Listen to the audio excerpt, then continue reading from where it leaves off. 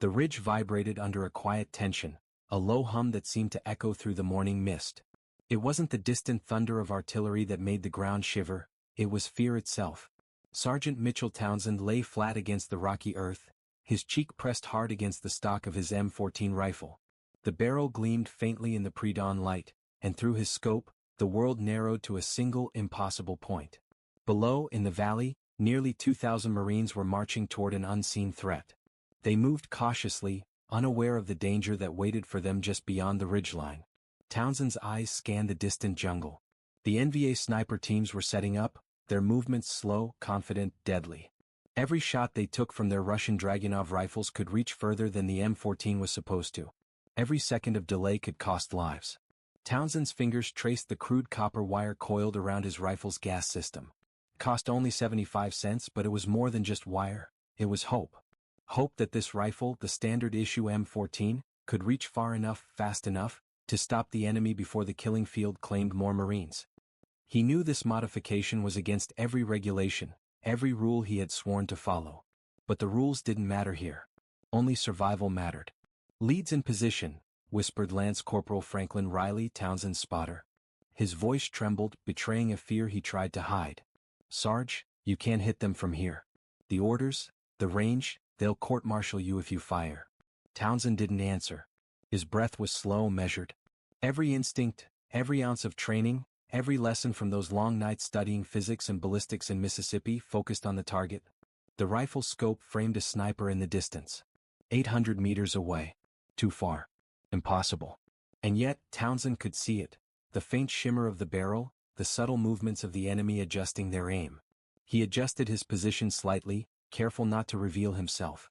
The wire modification hummed in his mind, not literally but as a promise that the laws of physics could bend just enough in his favor. He had calculated the bullet's trajectory, accounted for wind, gravity, even the slight tilt of the ridge. If he fired correctly, the enemy wouldn't know what hit them.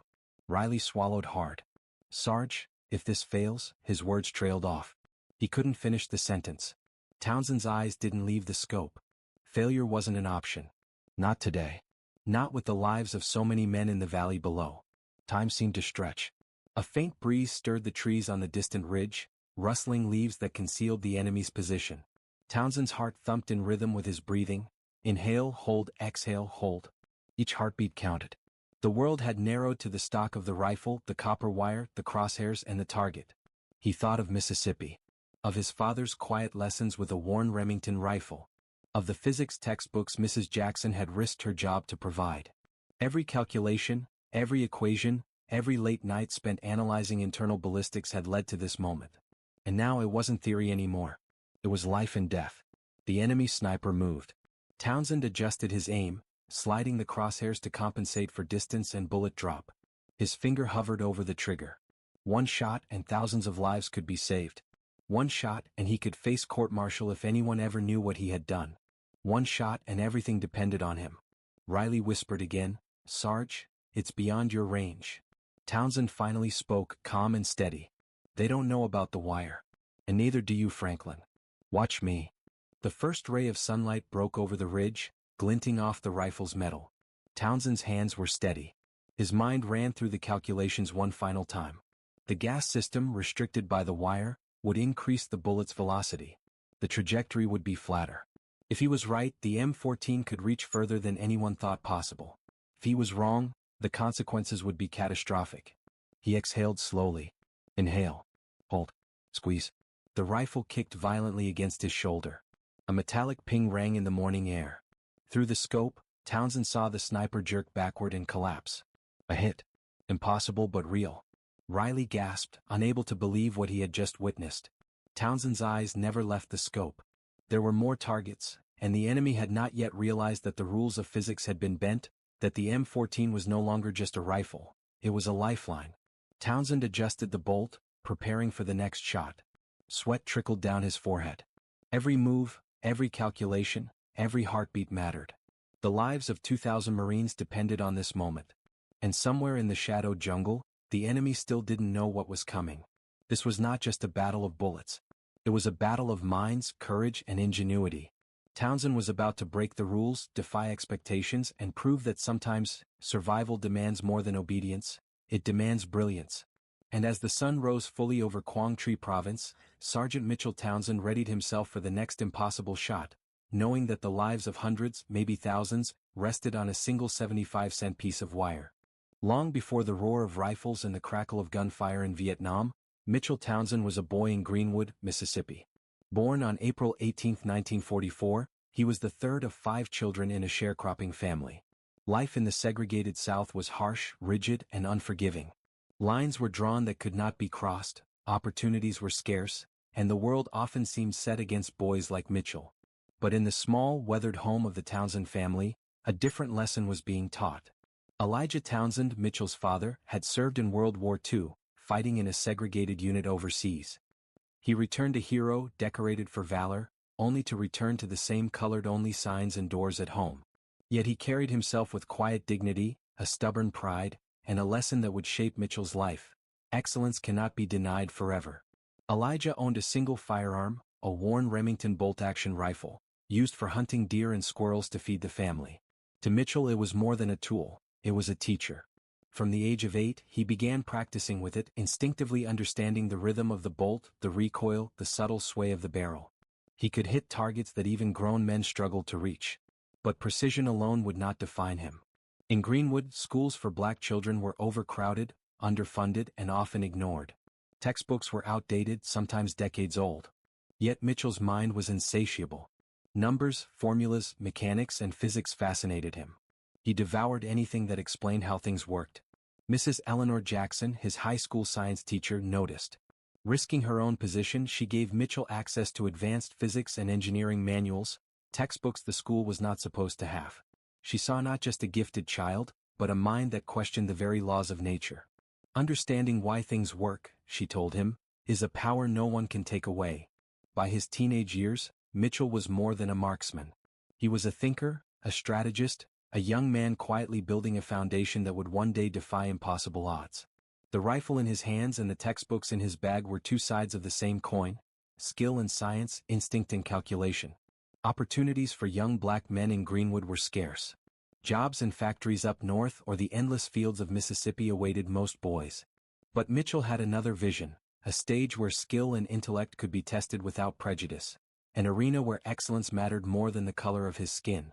When the integration of the armed forces opened new doors, Mitchell seized it. Against his mother's wishes, but with his father's quiet blessing, he enlisted in the United States Marine Corps in January 1963. Parris Island awaited, a crucible designed to break men and rebuild them as Marines.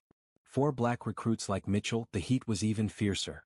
Drill instructors were merciless, fellow recruits often hostile.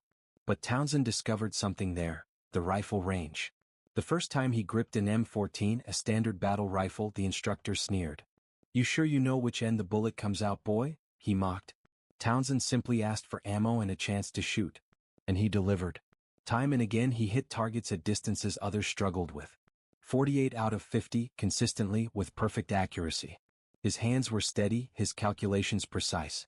His mind absorbed the physics behind each shot, anticipating bullet drop, wind, and recoil. Even the toughest instructors had to acknowledge it. "You shoot like that," growled Staff Sergeant Raymond Wilkins. "You got a future in my course." For Townsend it was a revelation. His talent was no longer a hidden gift. It was currency. A tool that could shape his future, perhaps even save lives one day. Yet the Marines were still a world of rules, hierarchy, and prejudice. The path to the elite scout sniper units remained mostly closed to him. His first enlistment would see him rise through the ranks, not just as a marksman, but as the unit's unofficial armorer, the man who understood every jam, every malfunction, every rifle inside and out. When his first enlistment ended in 1966, Townsend faced the same choices that had confronted him in Greenwood. Return home, live a quiet life, or step into a war that demanded both courage and ingenuity.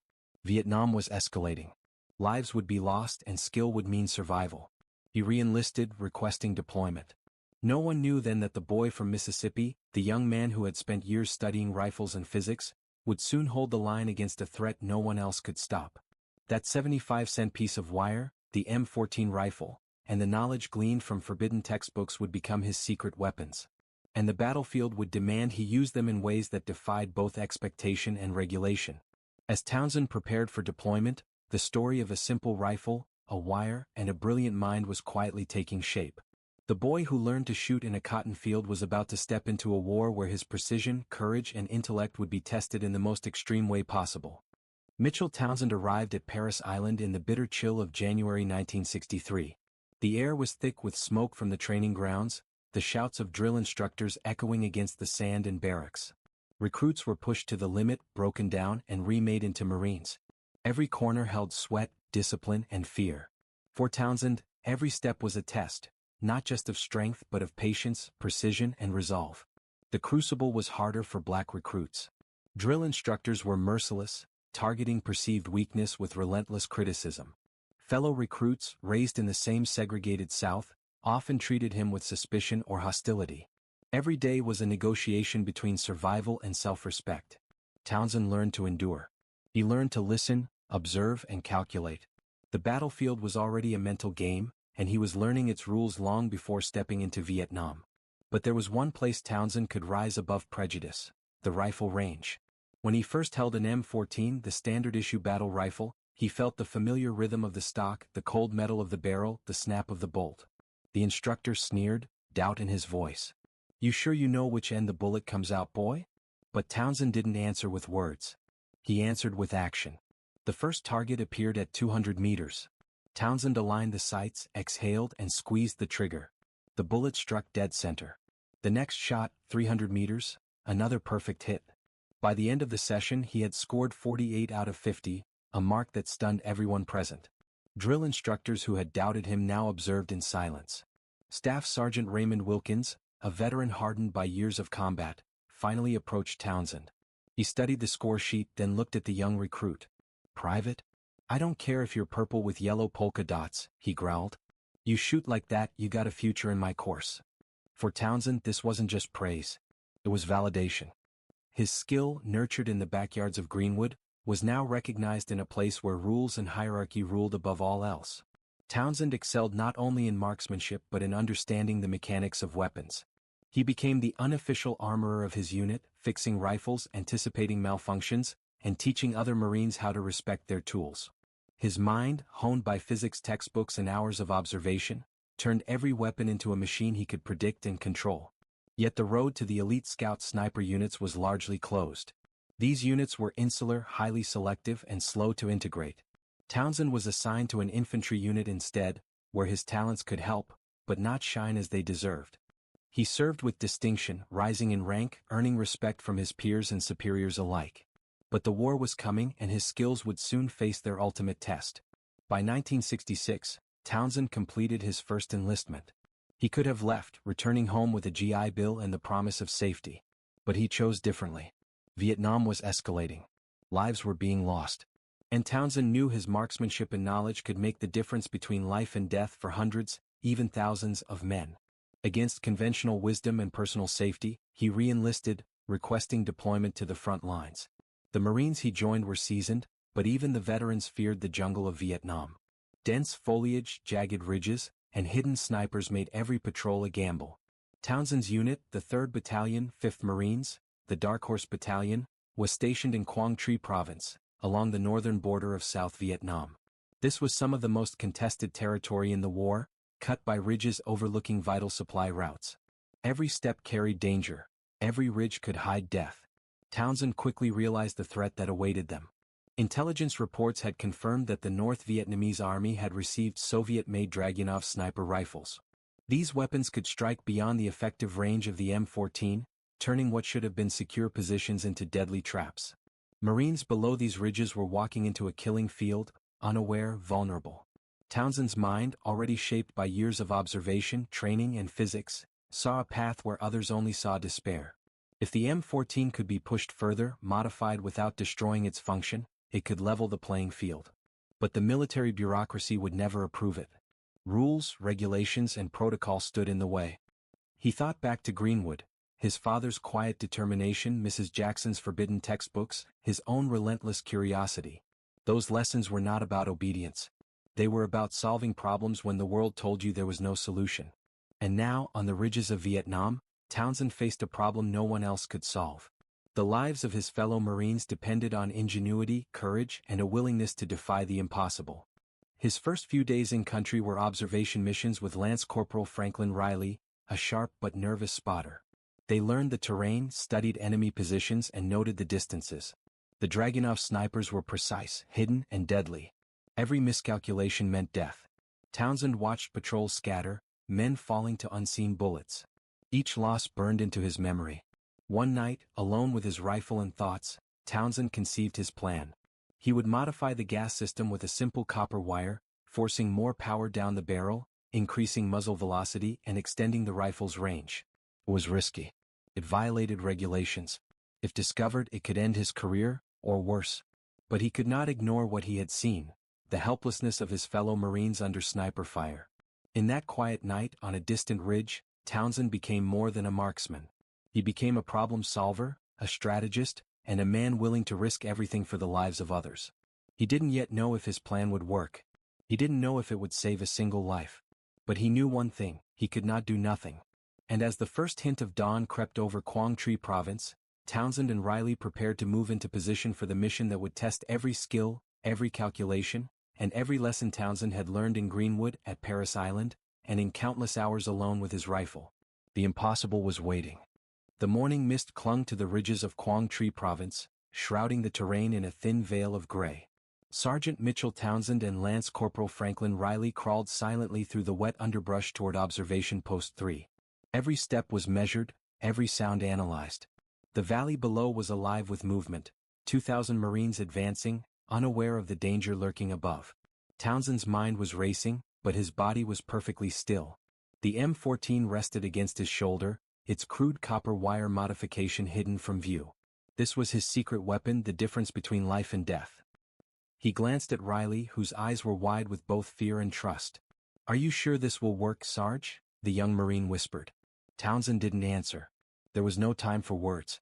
The Dragunov snipers were already in position. The Soviet-designed rifles were precise, long-range instruments of death. From distances beyond the M14's official range, the NVA could pick off Marines one by one. And so far, Townsend's unit had no counter. 200 meters from the tree line, Riley murmured, peering through his spotting scope. "I see at least 3 of them moving into position."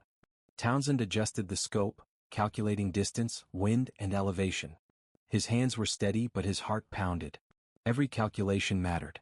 Every decision could save lives, or cost them. He remembered the training at Parris Island, the endless hours of studying rifles and ballistics, and the physics lessons that had seemed irrelevant in Greenwood, Mississippi. All of it had led to this moment.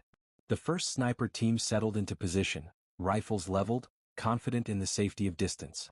Their Dragunovs could easily outshoot the standard M14. But they didn't know about Townsend's wire. They didn't know about his preparation. And they certainly didn't know about the mind behind the rifle. "Distance?" Townsend asked quietly. 820 meters, Riley replied, swallowing hard. "Well beyond what you're supposed to hit." Townsend's jaw tightened. He had prepared for this. He had spent nights calculating trajectories, testing his rifle, studying the enemy from afar. Physics and precision were now more important than orders. If he could land a single shot, it might save hundreds of Marines in the valley below. The first target moved slightly. Townsend took a deep breath, holding it as he exhaled slowly. Inhale. Hold. Exhale. Hold. His mind narrowed to the rifle, the crosshairs, and the target. The copper wire modification would increase the bullet's velocity, flatten the trajectory, and, if his calculations were correct, reach further than anyone believed possible. He squeezed the trigger. The M14 roared, the recoil slamming against his shoulder. Through the scope, Townsend saw the enemy sniper jerk violently and collapse. A hit. Impossible but real. Riley gasped. "Sarge, you did it." Townsend didn't celebrate. There were more targets. The remaining snipers were confused, scrambling to locate the source of the shot. Townsend worked the bolt, chambering the next round. He shifted slightly, compensating for elevation and distance. Another shot, another hit. The enemy was panicking now. They had never expected a rifle at this range, and certainly not a Marine willing to risk everything to save lives. Townsend's calculations, honed over years of study and experience, were flawless. Each shot was precise. Each hit bought more time for the Marines in the valley. Riley's voice trembled as he called out positions. Third target, 860 meters, moving left to cover. Townsend adjusted the scope, considered the bullet drop and fired. The Dragunov operator fell. The remaining snipers scattered, disoriented and terrified by fire from a range they thought was safe. Below, the Marines continued their march, unaware of how close they had come to disaster. Townsend and Riley remained motionless, eyes scanning for more threats. Each shot, each calculation was a battle against not only the enemy, but also the limits of their own equipment and the unforgiving rules of war. Townsend wiped the sweat from his brow. He knew the cost of failure. He had watched Marines die in previous patrols, helpless as enemy fire cut them down. But the M14, with its 75-cent wire modification, had become a weapon of possibility. Physics and courage had combined to turn the impossible into the real. As the last sniper vanished into the jungle, Townsend lowered the rifle slightly, allowing himself the first moment of relief. But the battle was far from over. The valley was still dangerous, and intelligence reports warned of more enemy positions hidden along the ridges. The risk remained, but for now the immediate threat had been neutralized. Townsend glanced at Riley. "We bought them time. That's what matters." Riley nodded, still shaking. "Sarge, we saved them. Hundreds, maybe thousands." Townsend didn't smile. Not yet. He knew the cost of this victory. If anyone discovered the unauthorized modification, he could face court-martial, punishment, even dishonor. But at that moment he didn't care. The lives saved were worth every risk. The sun rose higher, casting light over the valley and the ridges beyond. Townsend and Riley remained in position, eyes scanning for new threats. The war was far from over, but for this mission brilliance and courage had prevailed. One man, one rifle, and a small piece of copper wire had changed the outcome of the day. And somewhere in the shadows of Quang Tri Province, the enemy wondered how death had struck from nowhere.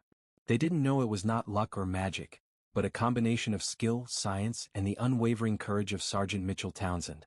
The sun had fully risen over Quang Tri Province, but the ridges remained tense. Sergeant Mitchell Townsend and Lance Corporal Franklin Riley had survived the first encounter with the North Vietnamese snipers, thanks to a small piece of copper wire and an extraordinary understanding of physics. Yet as the adrenaline faded, Townsend felt the weight of what he had done. The rifle rested quietly in his hands, its crude modification invisible to anyone who didn't know it existed. By the book, what he had done was a violation of multiple regulations. By the measure of morality, it had saved lives, hundreds, possibly thousands. Townsend didn't dwell on the risk. He had acted because no one else could, and hesitation would have meant disaster for the Marines below. Riley broke the silence. "Sarge, we did it. We actually did it." His voice trembled with disbelief. "I can't believe it." Townsend shook his head. "Believe it? But don't celebrate yet. This is just one engagement. The enemy will learn, adapt, and they'll be back." The battlefield remained eerily quiet after the chaos. The NVA snipers had vanished into the jungle, leaving their positions abandoned. Townsend and Riley scanned the ridges, noting signs of movement, footprints, and remnants of enemy equipment. Every detail mattered. Every observation could save lives in the future. Townsend scribbled notes in his field notebook, diagrams of angles, distances, and rifle modifications, mentally preparing for what came next. That evening, back at Combat Outpost Eagle, Townsend faced another challenge: the chain of command. Staff Sergeant Walter Cunningham, the platoon leader, met them at the bunker. His expression was a mixture of disbelief, anger, and grudging respect. "What the hell happened out there, Townsend?" Cunningham demanded, eyes narrowing. "You engaged at distances beyond your weapon's capability. That's not possible." Townsend met his gaze steadily. "Sir, it was possible. The rifle is modified. The target was neutralized. Lives were saved." Cunningham's eyes widened as Townsend carefully handed him the M14. The copper wire glinted faintly under the lamplight. Cunningham's face darkened, realization dawning. You modified a service weapon. You violated regulations. You could be court-martialed for this." Townsend nodded. "I understand, sir. But if I hadn't, the Marines in the valley would have been casualties. I couldn't wait for permission." Cunningham exchanged a long, tense glance with the operations officer, Captain Gerald Morrison. The room was silent except for the hum of the radio. Finally Morrison spoke, his voice measured but firm. "Sergeant Townsend, technically you broke several rules. But we also have confirmation that 4 enemy snipers were neutralized and hundreds of lives were spared. I don't know how to handle this." Townsend remained calm. He had anticipated this. "Sir, the principle is simple. Adjust the rifle's gas system slightly to increase muzzle velocity. That allows engagement at ranges otherwise impossible with the M14. The calculations are safe. The risk is manageable." After a tense discussion, the officers reached a compromise. Townsend would face a formal reprimand recorded in his file, but he would also be temporarily assigned to R&D with the battalion armorers. His modifications would be studied, refined, and potentially adopted.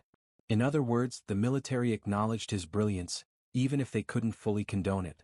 Over the next 3 weeks, Townsend worked tirelessly.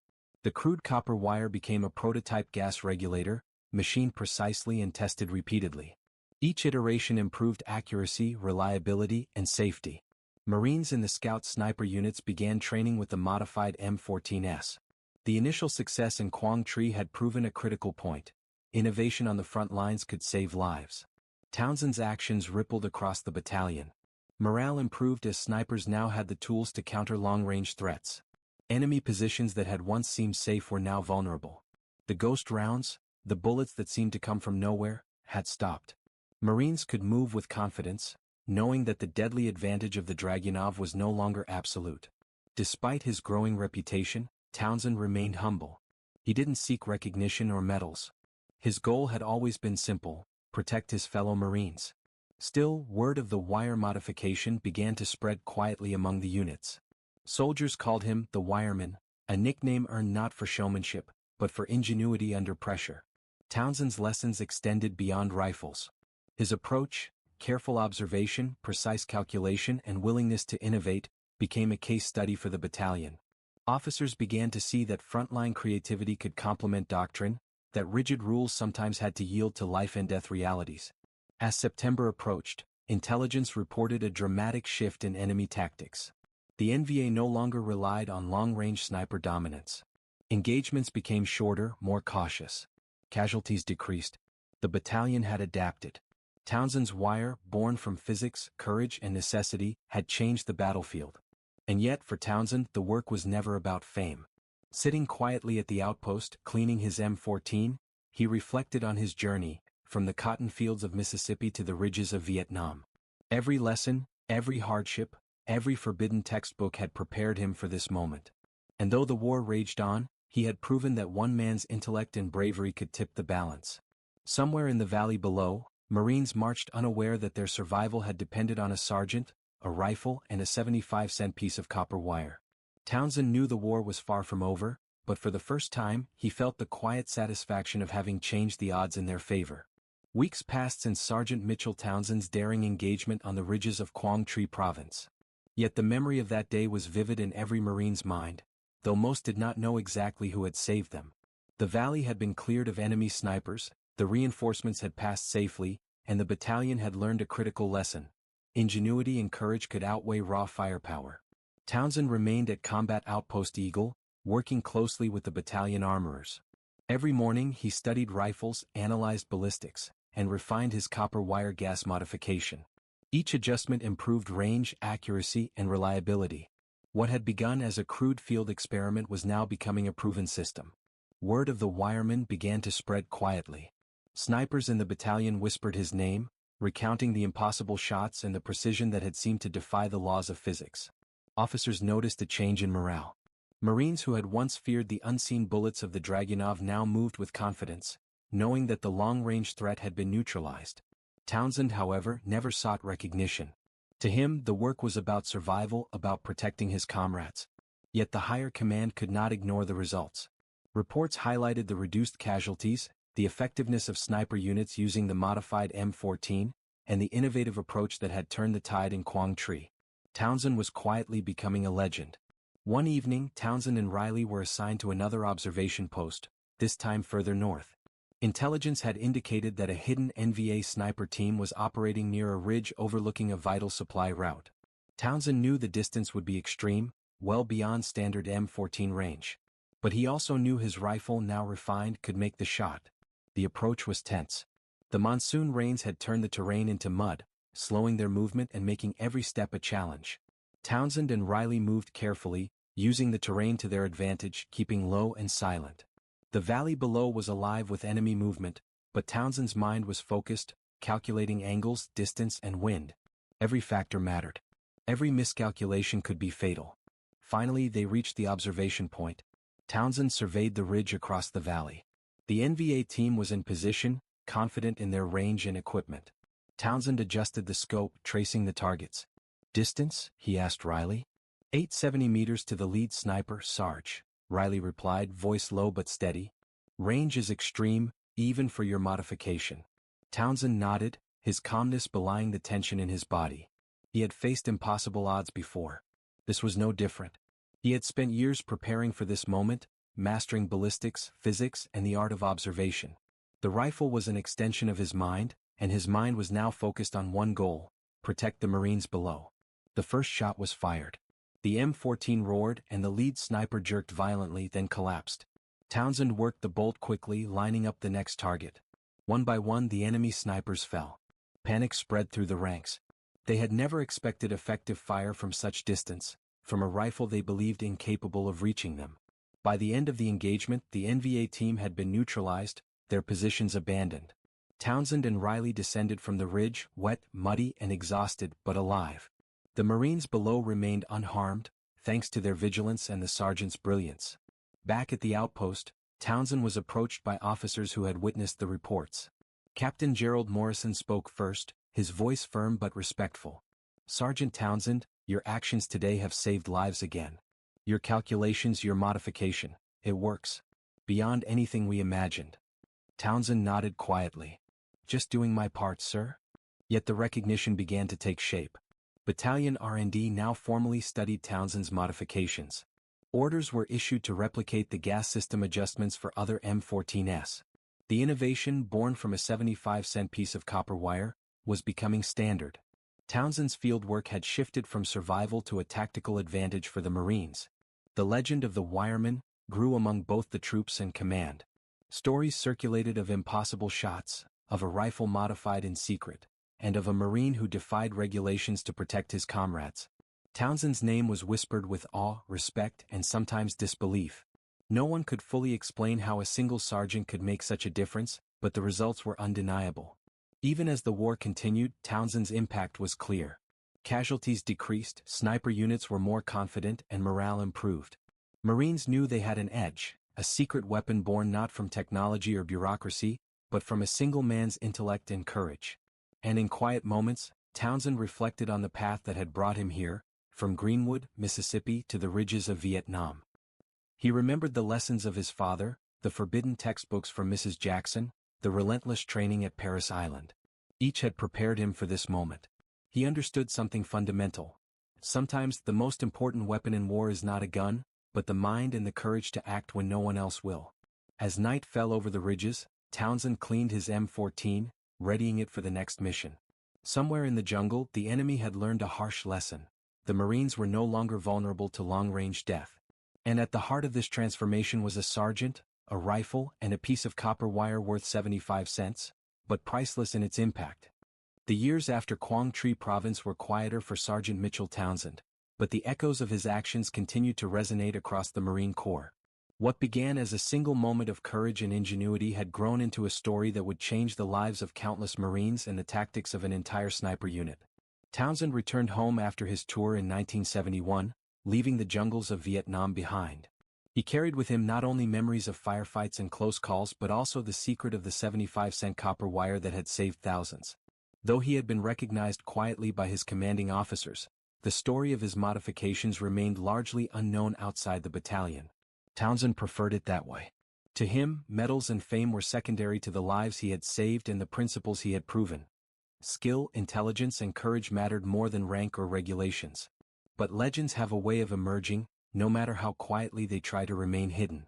In 1989, at a gathering of Vietnam veterans, Townsend was recognized by Colonel Walter Cunningham, his former platoon leader. Cunningham approached him with a knowing smile. "You're the wireman," Cunningham said, his voice steady but filled with emotion. "Do you have any idea how many Marines are alive because of you?" Townsend felt a mix of surprise and humility. For decades, he had carried the memory quietly, never seeking acknowledgement. "I just did what I had to do," he replied softly. Cunningham insisted that the story be recorded. His accounts, combined with battalion records, finally brought Townsend the recognition he had long deserved.